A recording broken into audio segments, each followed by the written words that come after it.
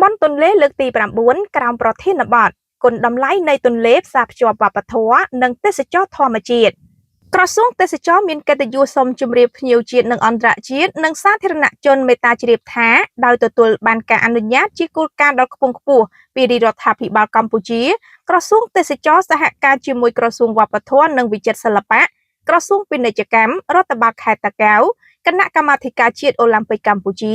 សភាពាណិជ្ជកម្មខេត្តតាកែវក្រសួងស្ថាប័នពាក់ព័ន្ធនិងផ្នែកឯកជន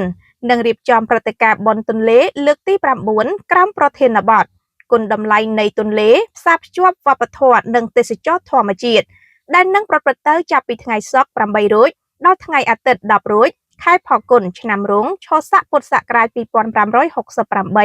ត្រូវនឹងថ្ងៃទី21ដល់ថ្ងៃទី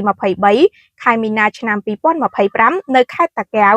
ដើម្បីលើកកម្ពស់តម្លៃនៃផលិតផលក្នុងស្រុកជំរុញសេវាកម្មទេសចរនិងផ្សព្វផ្សាយតំបន់សក្តានុពលទេសចរនៅខេត្តជាប់ដងទន្លេក្នុងព្រះរាជាណាចក្រកម្ពុជាក្នុងន័យនេះដើម្បីជំរុញឲ្យព្រឹត្តិការណ៍បុណ្យទន្លេលើកទី9ប្រព្រឹត្តទៅដោយភាពអធិកអធមគណៈកម្មការអន្តរក្រសួងនឹងរៀបចំកម្មវិធីសំខាន់មានដូចខាងក្រោម 1. ការផ្សាយផ្ទាល់នៅទស្សនីយភាពសិល្បៈការប្រគំតន្ត្រីដោយក្រុមសិល្បករសិល្បករនី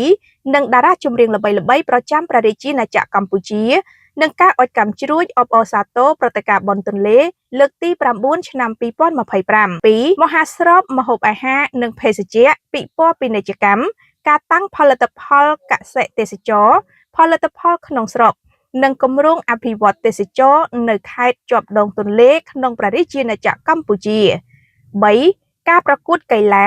និងការកម្សាន្តផ្សេងៗចំពោះក្រុមហ៊ុនឯកជនធុរជនសិល្បករសិល្បករនី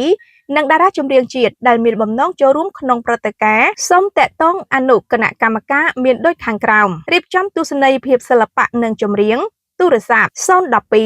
909 182 015 322 221រៀបចំស្តង់ពិព័រណ៍ផលិតផលម្ហូបអាហារស្រានិងភេសជ្ជៈលេខទូរស័ព្ទ089 966 661 099 882 205ស្វែងរកឧបត្ថម្ភសម្រាប់ពិធីបុណ្យទន្លេទូរស័ព្ទលេខ012 247 581 016 570 767រៀបចំកីឡានៅតាមដងទន្លេនិងកីឡាលើទឹកទូរស័ព្ទលេខ011 833 318 016 950 302អាស្រ័យហេតុនេះសូមអញ្ជើញភ្ញៀវជាតិអន្តរជាតិនិងសាធារណជនចូលរួមព្រឹត្តិការណ៍បុណ្យទន្លេលើកទី9ដោយក្តីរីករាយសូមអរគុណ